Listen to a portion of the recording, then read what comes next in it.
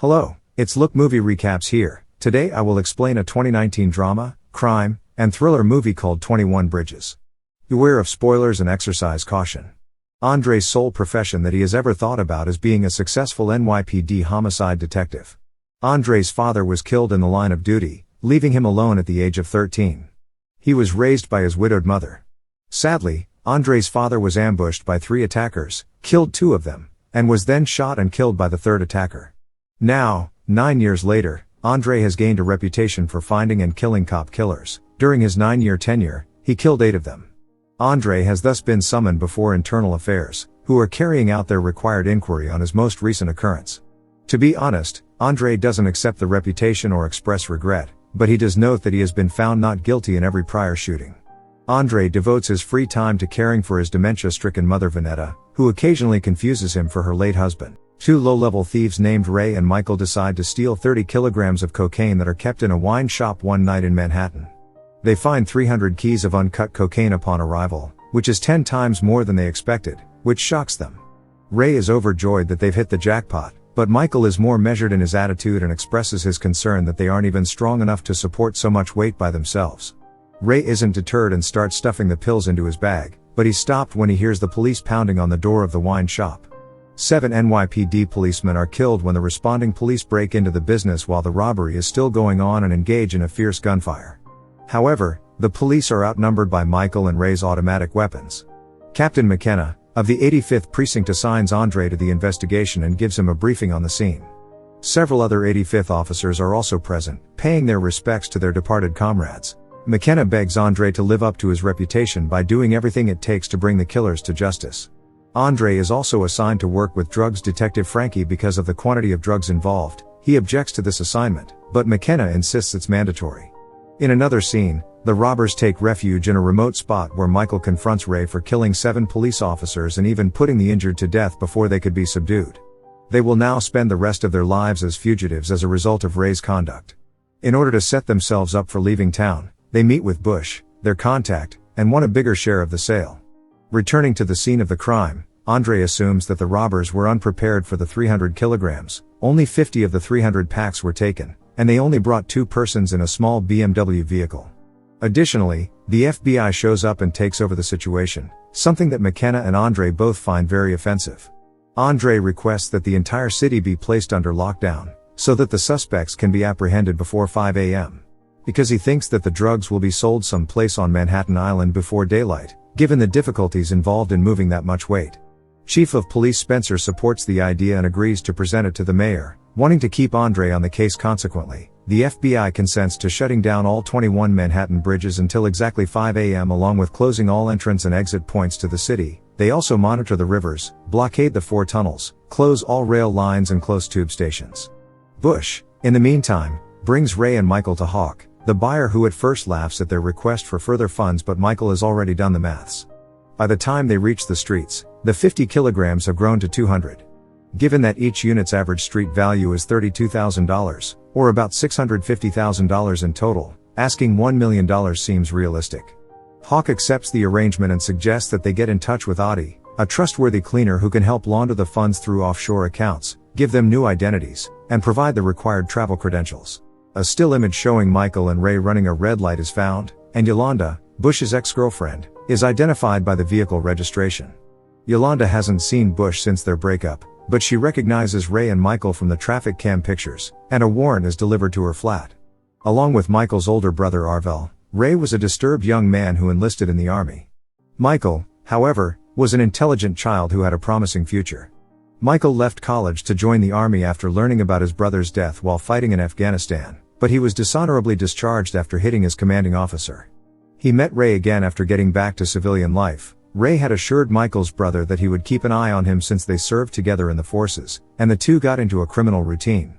When Michael and Ray visit Adi's house, they discover that the island is under lockdown after seeing themselves on the news.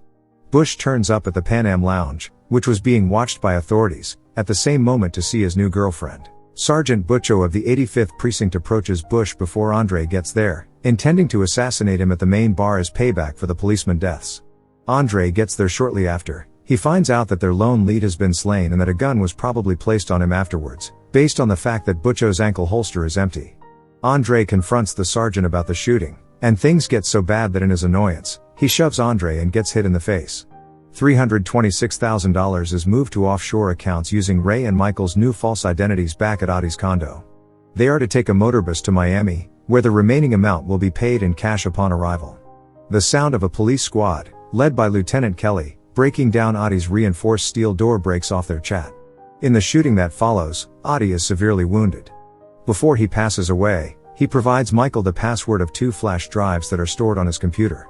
Andre leaves the lounge to head to Adi's condo, curious as to how it was found so quickly. He arrives in time to see Michael and Ray, who barely managed to escape out Adi's window. Ray demands that he and Michael separate in a neighboring kitchen. After sustaining a bullet wound to the belly, he encourages Michael to keep moving and keep his head up because staying together will make them too easy to trace. He also promises to meet Michael in Miami shortly.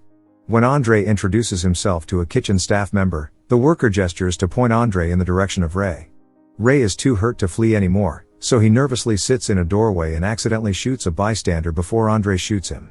In another part of the structure, Michael hides amid the frozen meat carcasses, disarms Frankie with the gun's butt, and holds her at gunpoint while using her as a shield. This time, Andre declines Frankie's insistence that he take the shot despite being in the line of fire and attempts to talk Michael out of it. He mentions that Michael attempted to emulate his brother Arvel by citing his service record, and he acknowledges that Ray is the one responsible for all of the killings that have occurred so far. Michael finds resonance in the words and highlights a string of questionable occurrences. When the police arrived at the wine shop, the employee looked at his watch shortly before they knocked softly on the door, something that wouldn't happen if they were responding to a robbery complaint. Later, without notice, Adi was shot through the peephole at the cleaner's condo, and before he ever saw them, he recognized them as the 85th precinct. Using a screwdriver to secure the door behind him, Michael withdraws via the meat locker and frees Frankie. After he makes his getaway on foot, Frankie reprimands Andre for missing the shot. Michael seeks refuge at the Parallax Hotel, which is close by. There, he kidnaps a guest and keeps him captive in exchange for his laptop. McKenna isn't concerned when the FBI shows up at Adi's condo to inform him that the island will soon reopen. He gives Andre a lot of credit for killing Ray, and he still has faith that Andre will track down the other suspect in an hour. Upon accessing the flash drive using the password that Adi provided, Michael discovers that the corrupt officers of the 85th precinct have been involved in drug trafficking, as evidenced by the files that list each officer's badge number. Michael gets a new haircut and dons a stolen suit, but he has to modify his plans when the cops show up at the hotel lobby. He takes a different way through the kitchen, but he is recognized there and is pursued once more. Michael unintentionally darts in front of a car while using defensive moves, falling to the ground. He rushes to stand up, forgetting his money bag behind, and is about to get shot, when Andre steps in to stop it. The tube stations reopen as 5 a.m. draws near, and Michael goes below where he gets trapped on a train. A standoff follows, but after Andre makes a convincing vow to keep him alive and because he's the only cop who speaks first and shoots second, Michael is persuaded to surrender. Frankie, who says she believed Andre was in danger, shoots Michael from behind as he lowers his weapon and gives it up. As Michael draws his last breath, he whispers the password to Andre and hands over the flash drives, while she radios into dispatch to report the incident. Frankie and Andre then go back to their co-workers, who all thank them for their efforts. But when Andre, skeptical as ever, takes Frankie's phone, he finds that she had called Lieutenant Kelly shortly before the raid on Adi's condo. Captain McKenna returns home later that morning to discover Andre waiting for him with a revolver in hand when Manhattan reopens as usual. McKenna is hardly startled because he already knows his purpose. Having gained access to the drives, Andre is aware that the previous night's robbery of the wine shop was only a matter of poor luck and that the 85th precinct has been providing armed security for a high-level drug dealer. Adi was simple to track down because McKenna washes his cash that is illegally with the same cleaner. McKenna responds without hesitating, saying that it was never about Cadillacs or Rolex watches, but rather about the pitiful pay for a career that ends in officers' deaths. Other people experience depression, broken marriages, and a miserable quality of life. Andre finds the words poignant, having lost his father firsthand and growing up in a police household, but he won't give up easily. Just before they open fire, a few 85th officers can be seen heading outside the home. Andre is able to systematically eliminate every single one of them, including McKenna who, while suffering severe injuries, will not surrender. Frankie comes around the corner. She tries to hold Andre at gunpoint and demands the flash drives, but Andre tells her it's already over. He claims that since the drives have been copied, killing him would just result in Frankie receiving a life sentence. Her daughter shouldn't have to grow up without a mother. After hearing this, Frankie surrenders her badge and lowers her gun in a tearful manner, allowing herself to be taken into jail. After that, Andre is seen crossing the Manhattan Bridge while the flash drives that are stained with blood are still inside his vehicle. The film ends. Subscribe, like and comment to support the channel. Have a great day.